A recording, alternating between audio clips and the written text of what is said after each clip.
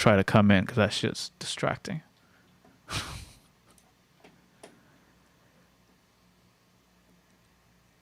All right, let's set this up. Here's the new link to YouTube in the chat. Same deal. See you guys on that side, all right? Test, test, test. Test 1, 2. 1, 2, 3.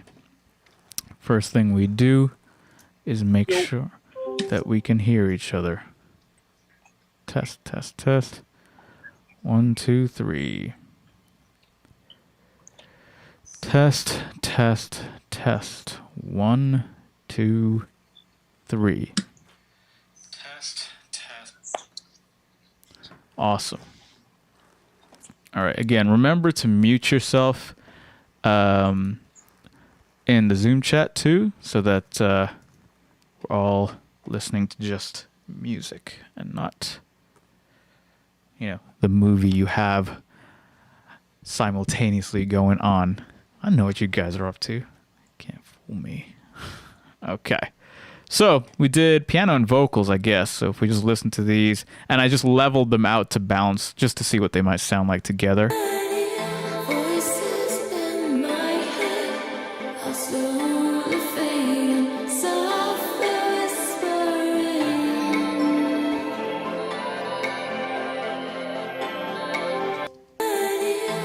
All right. So I want to maintain like about a minus 18-ish for mixing over here, because this is measured in LUFS, which is kind of the standard for measuring loudness these days. I've already talked about this stuff before. You can ask me about it later if you need to. Completely wrong. I pulled my Dan and DJ mixer out of the retirement and got it. Nice. But anyway, I'm just keeping an eye on it for now. So when all the instruments come in, hopefully around minus 18, 17, 16-ish, because you want to give enough room for the mastering engineer.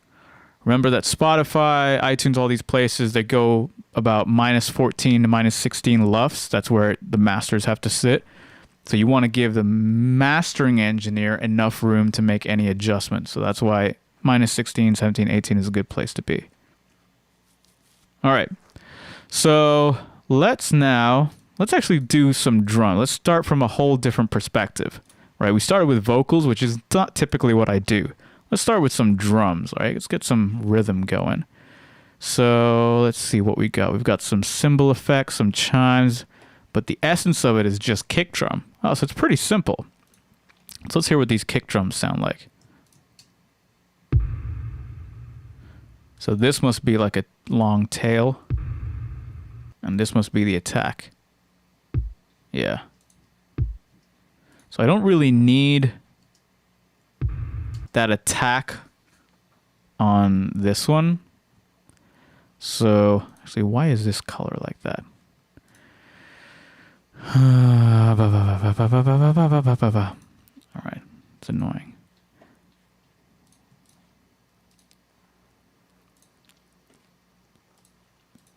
All right. So let's go ahead, and what I'm going to do is I'm going to loop this kick drum.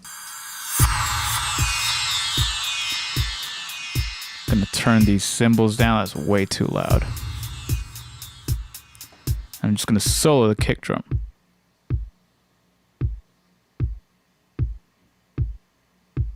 Okay. So it sounds pretty good. Could probably get some low end out of that. So that's 60 hertz. You hear that? That's what I want. Not too much.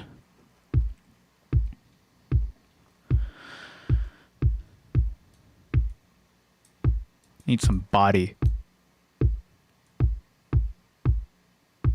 Some of that attack. You hear that? So that's in the upper mid sometimes. Before and after.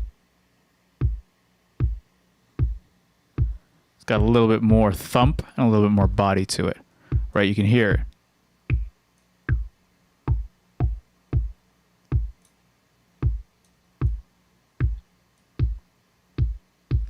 Don't need that. That's more like heavy metal stuff.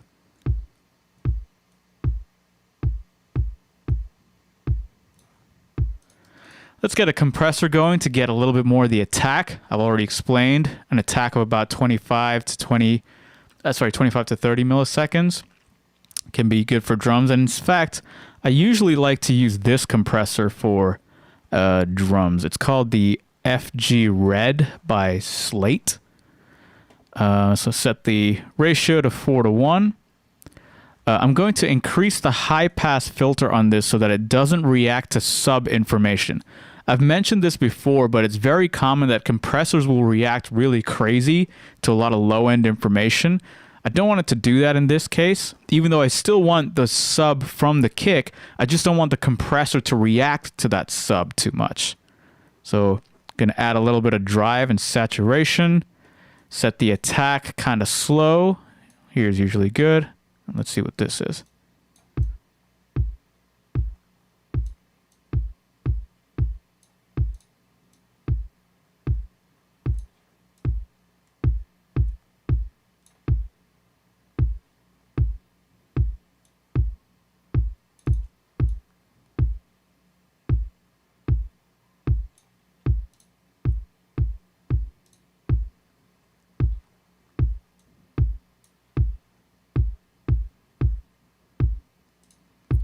Okay. Now the other kick drum is just... This is really more for like the low end stuff, right?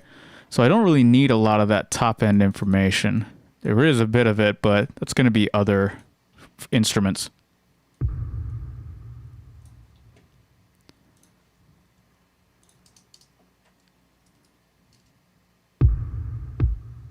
There we go.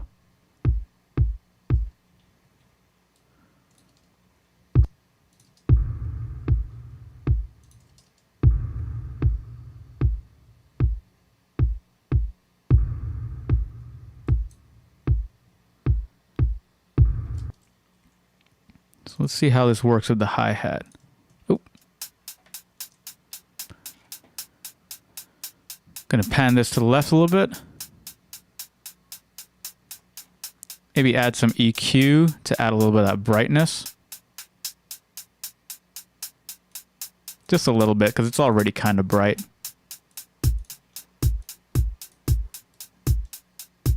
Gonna pan it a little differently.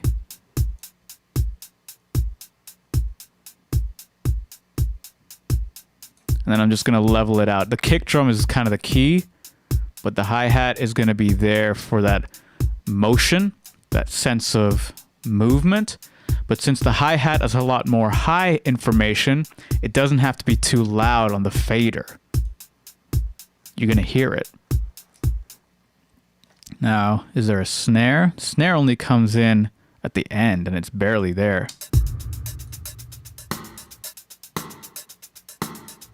It's an interesting snare. Now I'm gonna change the reverb. Actually, let's factory default it.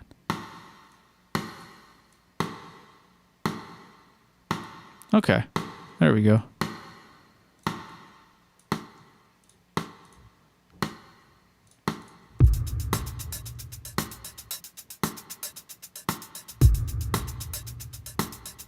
You can usually copy and paste the compressor from the kick to the snare and it'll translate relatively well, but that's too compressed. So dial it back, the threshold. There you go. You hear that snap of the snare now?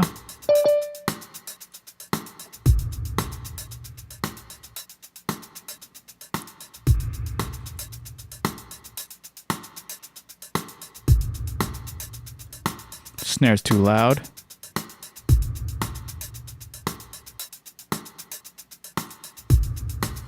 Wonder if we can get some more high end out of the snare. Now you're talking. Right, this high end here doesn't need a lot of this low end information because like I said, that's going to be all kick and 808. But if you go too high on the high pass, you kill the whole body of the snare, right? Listen to the snare now. It lost a lot of body. There we go. So you want to retain the body of the snare.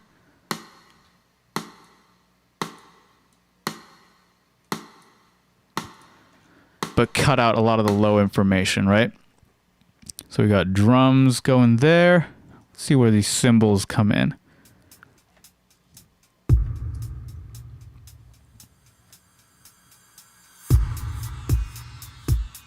So I'm just going to level these. These don't really need too much EQ. Now here's the thing. You might notice that I'm not doing a lot to the drums because these drums are samples. Samples usually sound great. So don't overwork them. You know, like I said, just ask, what does it need to get to where it needs to go? If it doesn't need anything, then don't do anything. Ooh, I like that. If we could get some top end on that and add some reverb.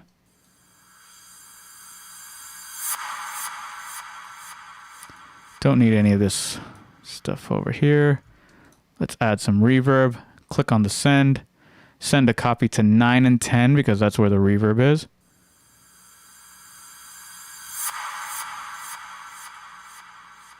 Maybe pre-fader it.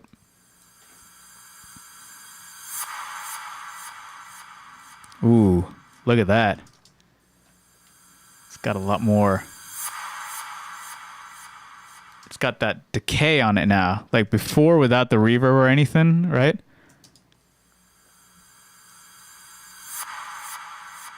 It's cool, right? It's cool. But you just add a little bit of that tail on the end.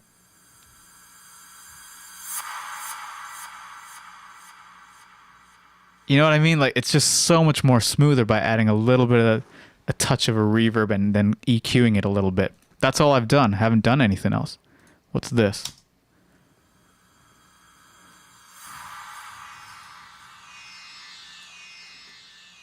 Maybe EQ it? Let's see.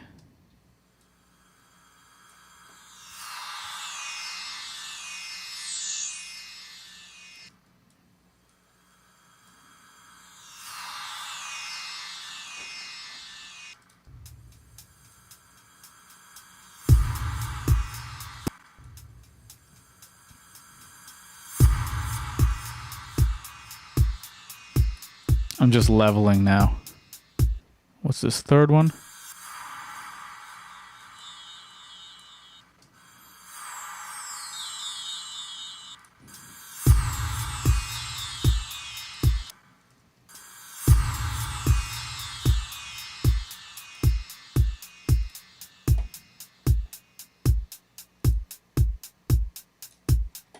Now we can go to the drum sub and add an EQ on the drum sub. Maybe add a little bit of that.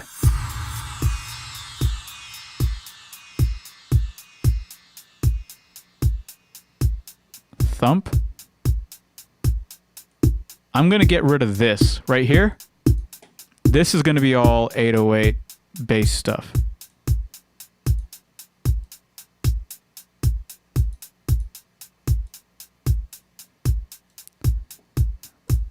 So I'm not going to add high frequency there. What I'm going to do is I'm going to open up a new plugin called the the Virtual Mix Rack by Slate. So you can see some of the companies that I'm like going to: Liquid Sonics, FabFilter, Slate, right? So this is a rack unit that you can, or an emulation of a rack unit that you can start to add some cool stuff on. And this Air plugin is really dope. You can set your shelf at a certain point. The thing is, it's so subtle. Like if you turn this up a little bit, you'll hear the difference.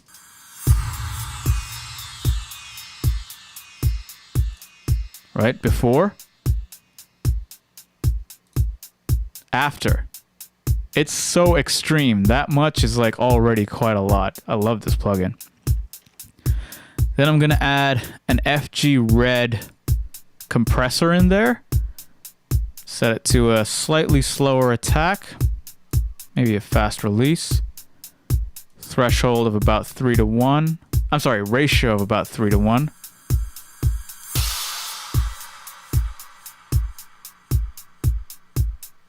Get a little bit of that compression for the kick.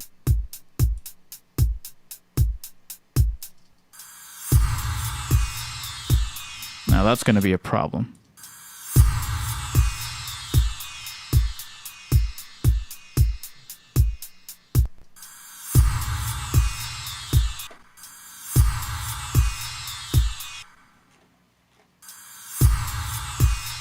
Let's see what that looks like.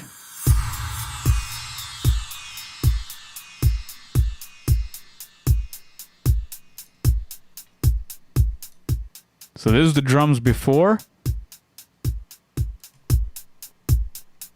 It's got that punch now. Especially that kick drum, right? Very, very important to this. See what the bass sounds like.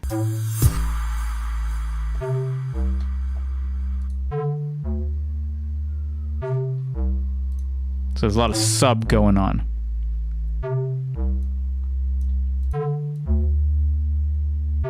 Around 60, which is where the kick drum is, remember? Now I'm gonna boost this.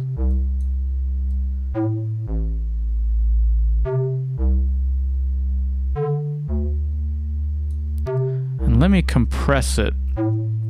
So I'm wondering if I have that plugin. Let's see.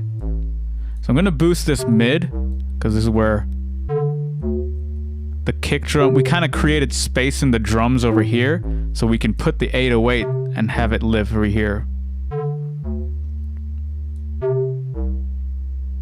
But I want to get some of that low end out. Now I don't know if I have that plugin, but there's a plugin called R-Bass, which is really good at this. Maybe I don't have it.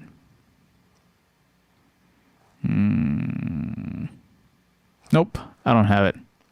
If you do have R-Bass, it's pretty dope. I do, however, have C4. Now, here's an important thing to understand. This is a multi-band compressor, right? So we talked about compression, how you can control dynamics of a signal. A multi-band compressor can control dynamics of different frequencies. So I can compress the low end different from compressing the high end. Check it out. I want to get more bass, so I'm going to use the low band over here to compress that. Now you can see that I have 4 different bands to choose from and compress each band as I please, but I only really want to focus on the low end. So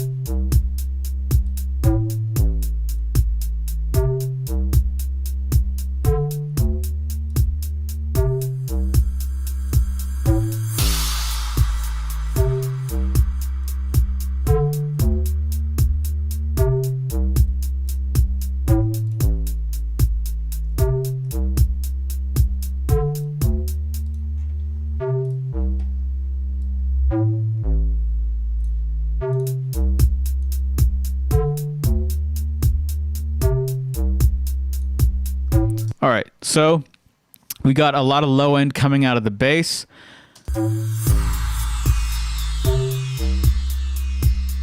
And the kick drum too, right?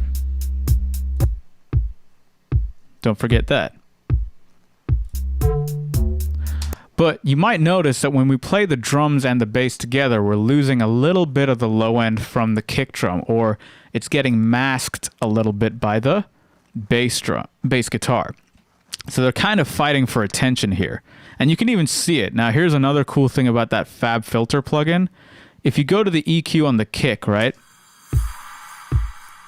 You can see the kick spectrum, right? This is the kick drum, how the spectrum is shaped.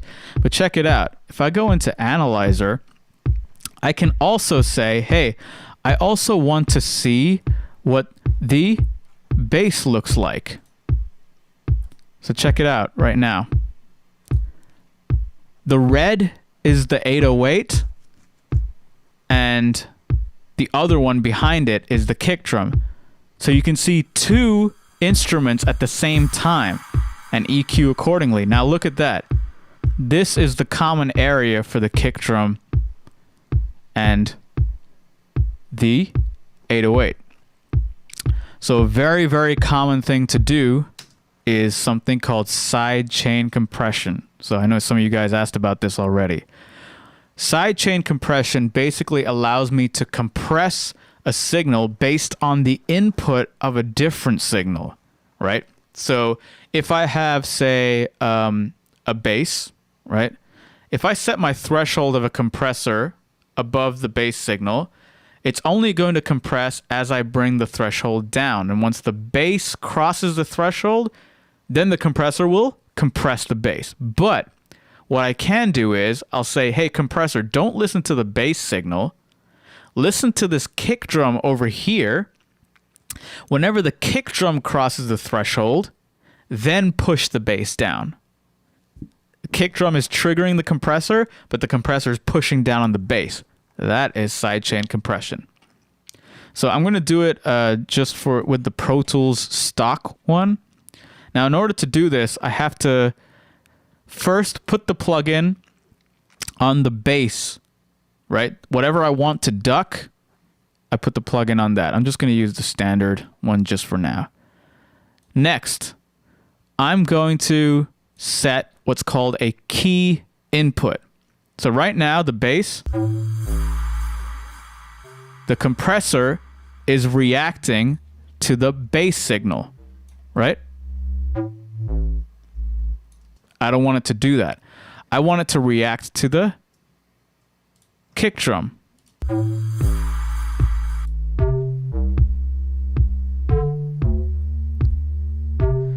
How do I do that? Well, here's what I do.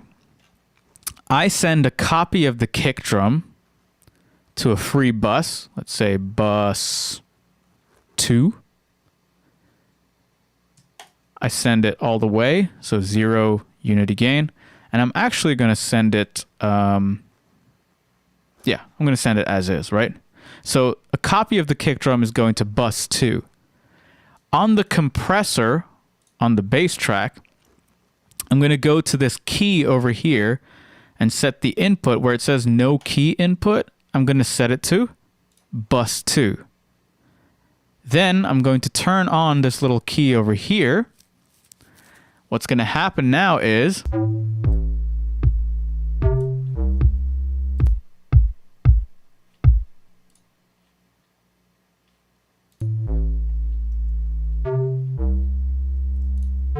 whoa.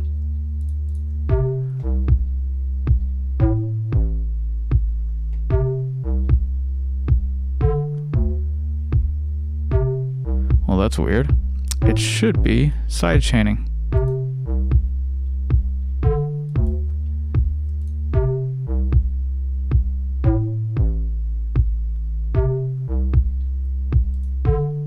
Oh, there it is. Is it?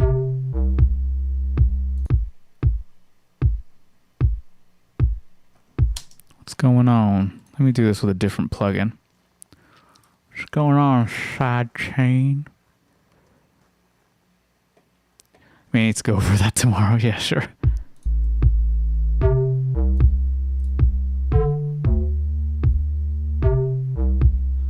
Sidechain.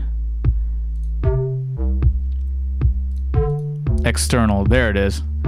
So, how come it didn't work with the other one? Let's see what's going on there. I thought I set the external, no? Key input, bus 2. External. Oh, there it is. So you see how that's weird that it's not showing here, but basically now the kick drum is triggering the bass compression. So watch this signal, right? See how that signal is only popping up whenever the kick drum hits? If I turn it back to internal, that's the bass signal. External input or key input, that's your kick drum. So I want to compress the bass whenever the kick drum hits.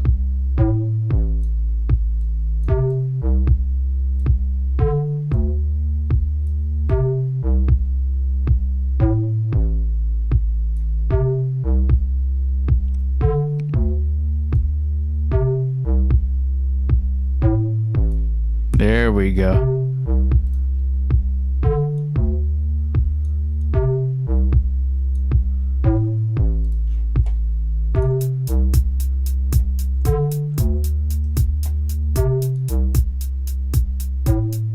So you see how now the low end of the kick drum is coming through now?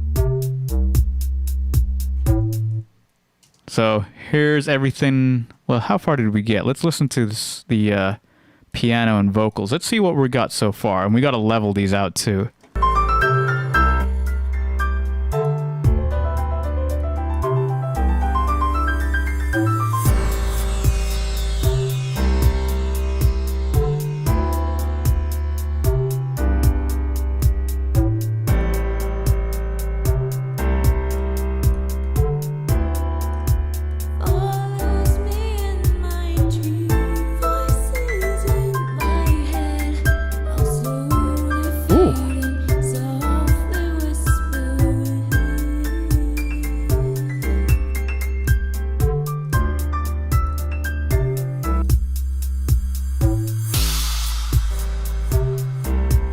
I think there's too much low end on the piano. It's masking all this. Actually, I'll do a high pass. Because when I put the piano in, you don't hear the low end of the other stuff.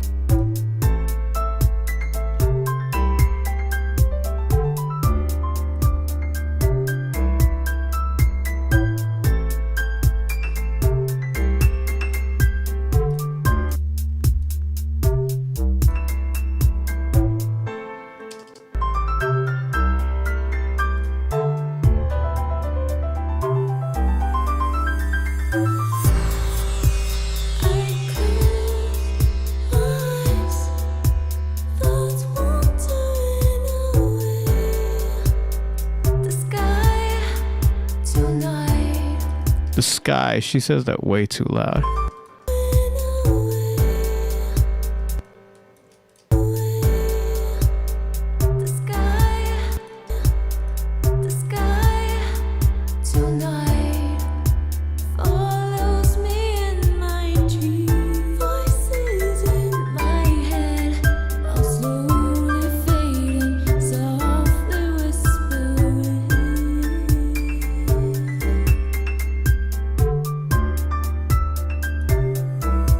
It's a very interesting song.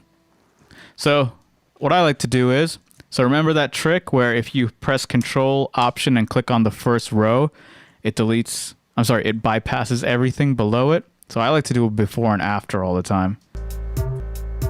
So let's see where we were at before.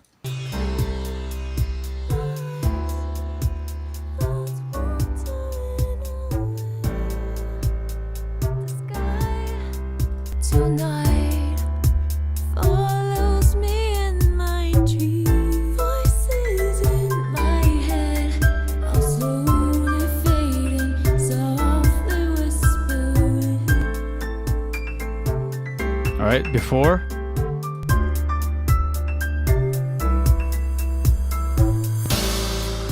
So you can hear the difference already, right? So before.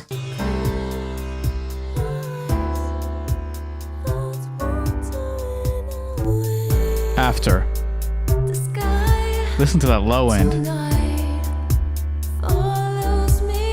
And everything's kind of got its space, right? Actually gave the bass some rhythm. Yeah, Alan, you got it, man. You got it.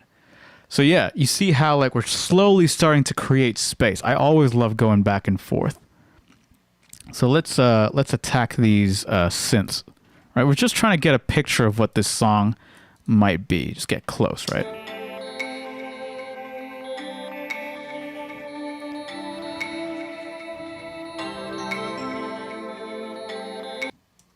So let's see what these are. So first thing I'm going to do, actually, I'm going to approach synths a little different because we're still in the rough mix phase, and I just want to be quick about it. Again, rough mixes are a little bit more about efficiency because we just want to like get something done so that we can give it to the artist or like have a picture of the picture of the song, and then we go in and fine tune.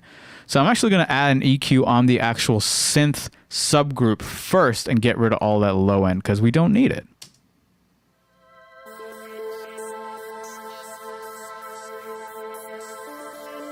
Now synths already have pretty good high end.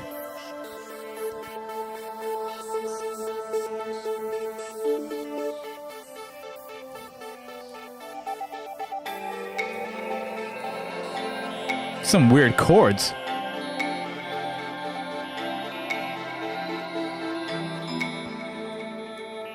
I'm also going to start to do some panning because if I have a whole left and right space to play with, why would I put everything dead center? Kick drum, snare drum, main vocals, those are all dead center, but everything else is free to go wherever it wants to.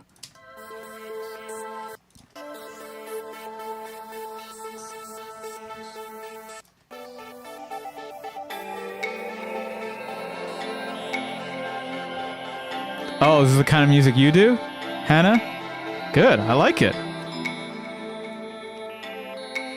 So I'm panning some of these synths with melodic rhythms. I'm panning those to the left. The reason being is that I panned the piano to the right. So I've got this kind of stereo space going. I love some of these chords.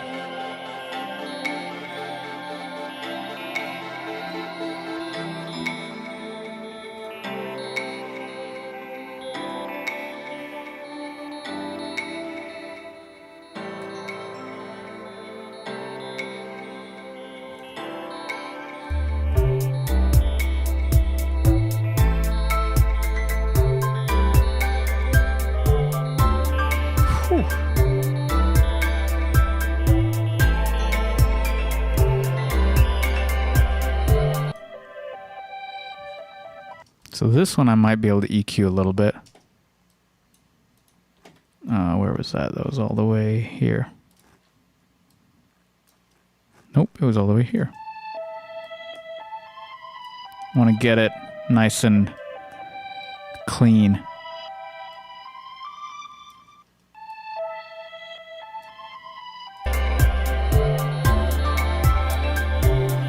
Could probably turn it up a little bit. Nice little melody. It's more pad, so I can turn that down. I don't like that hit. That's way too loud.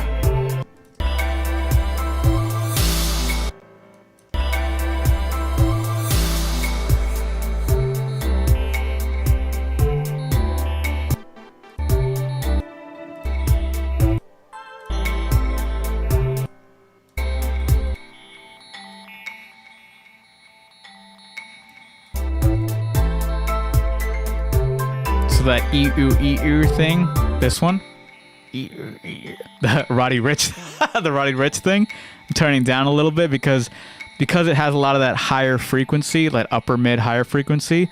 I'm gonna be able to hear it in the mix even if it's buried a little bit. Our ears are so sensitive to it. See, I turned it down by like 6 dB and you can still hear it.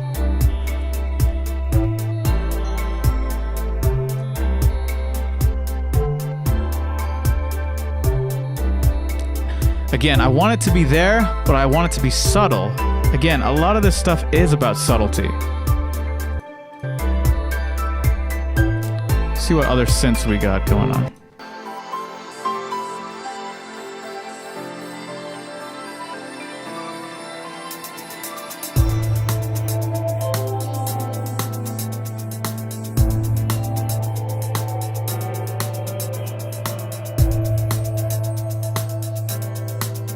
Now, because a lot of these synths are very, very vibey, there's no real point in me adding more reverb and delay because too much reverb will mess things up beyond repair, right? So don't drown shit in reverb if you can help it. Be strategic about what you want in reverb.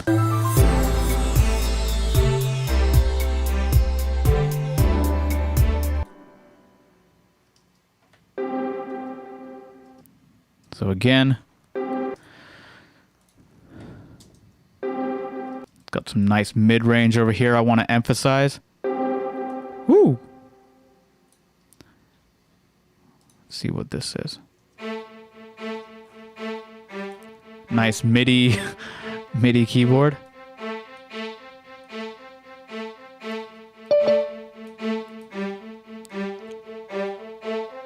Can get rid of some of this because it's going to be taken up by some of those synths.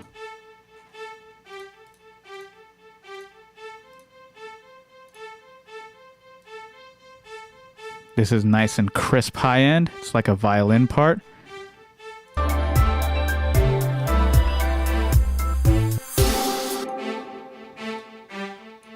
Now let's add some nice character to this. So I'm going to actually go in and add that virtual mix rack again, because they've got some really cool analog emulators.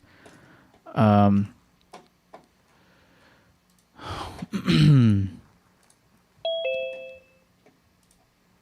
YouTube, link in the chat.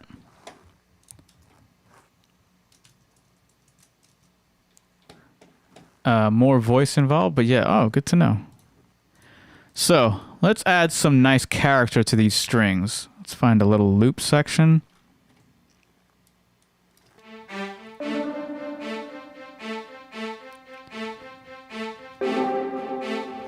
Let's first add some EQ. I like the SSL EQ.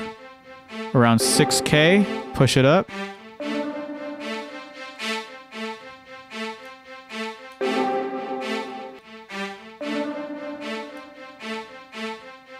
We can get rid of some of that low end.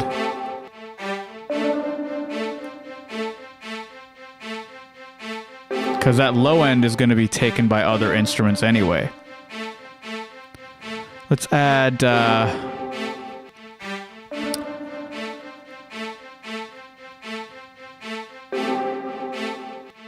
let's add like a console vibe.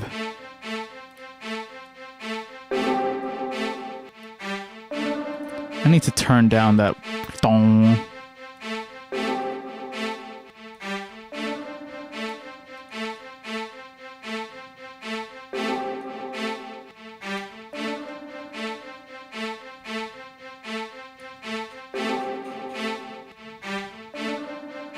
Can turn it down more. This guy? It's like really pronounced, so don't want it that obvious.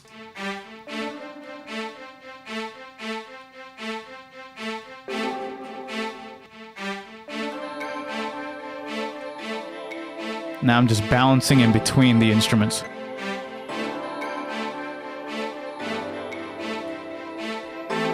So the piano is adding like a percussive underlayer with some melodies. And then we got the drums. They're too loud.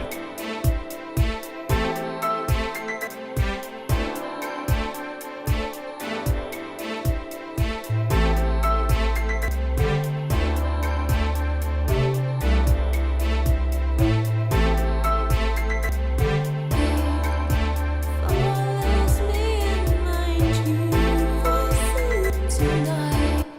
So now, let's see where we're at in terms of the song. Voices in my head, slowly fading, soft whispering.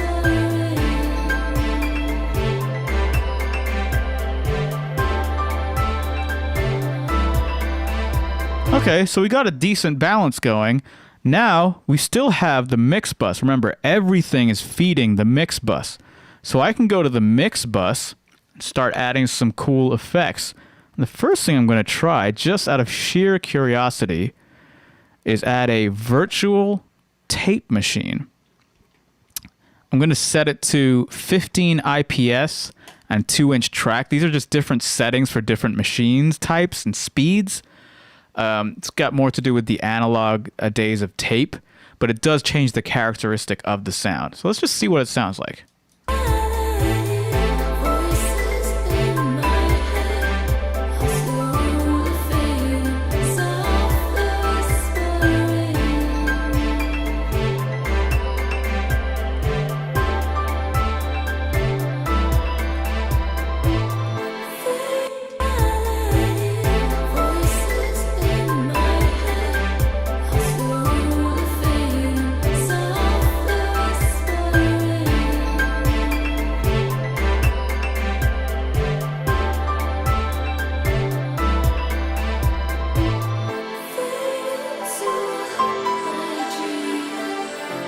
It's okay. It doesn't really work too well on this. I mean, it's cool. I do like the vibe of it, but it's not what I'm going for. I can't really explain it because it would work well on a different type of track, and I'm not going to open up a whole new track right now. But what I am going to do is I'm going to add a little bit of EQ.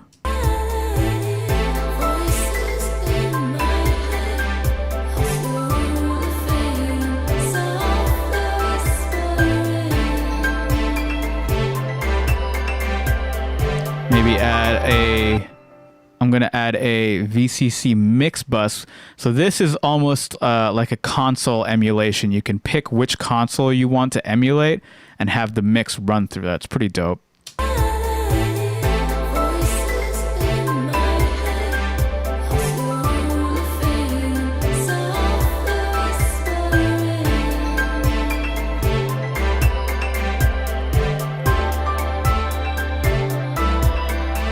Turn the hi-hat down.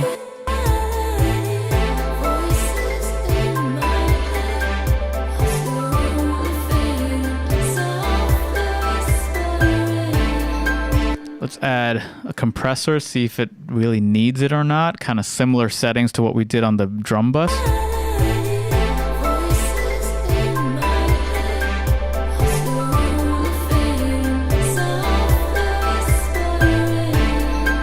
So barely doing any kind of compression here. You see the gain reduction? It's barely moving.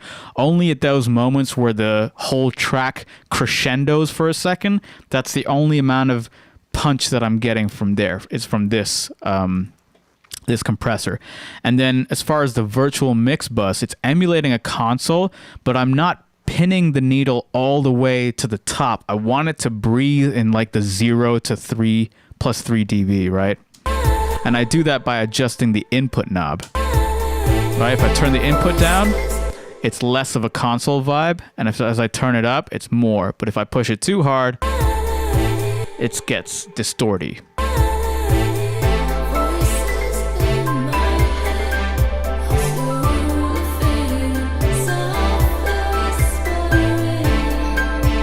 Could probably add some...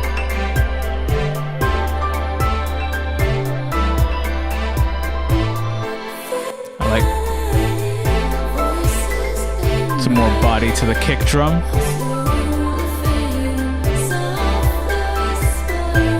I'm gonna add an EQ to the mix bus just to take a look at something.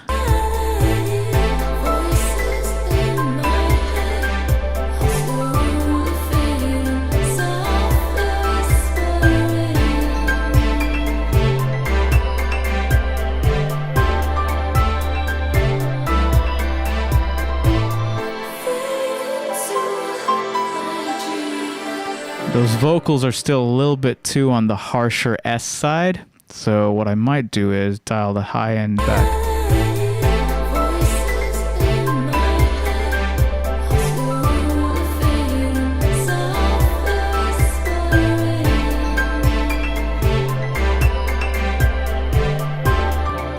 This is before, right? These are, so actually let's listen to the track a little bit. I'm going to go before and after and see, let's see what it sounds like. Right, this is before any kind of mixing. This is only leveling and panning. Sounds fine, except the vocals. And then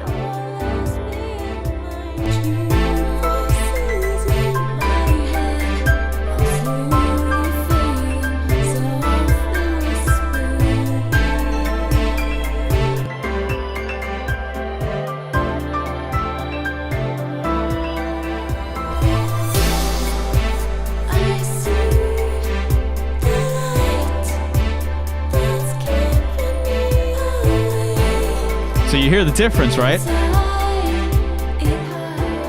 Before, after.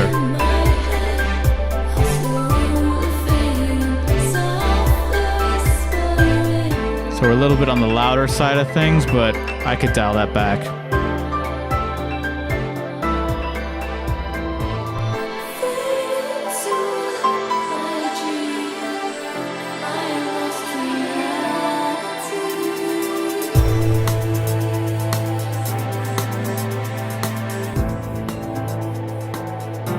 I love going before and after.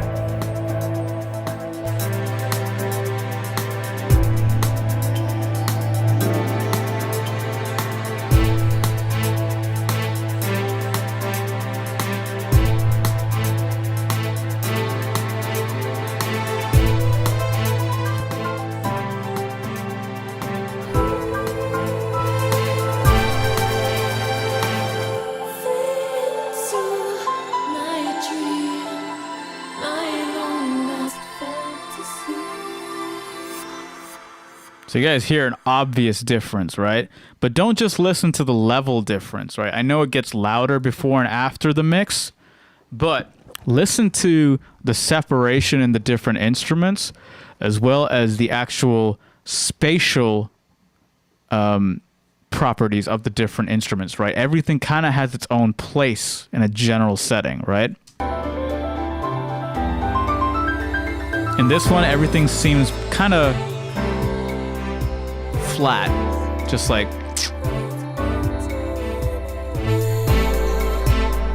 here you can hear low end, high end, vocals.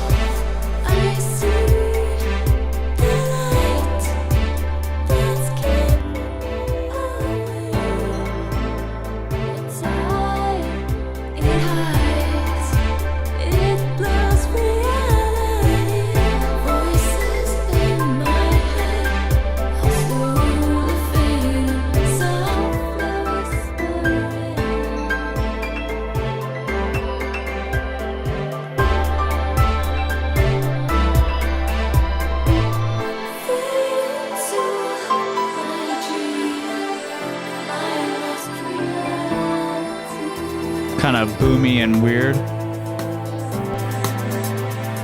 Snare's too loud.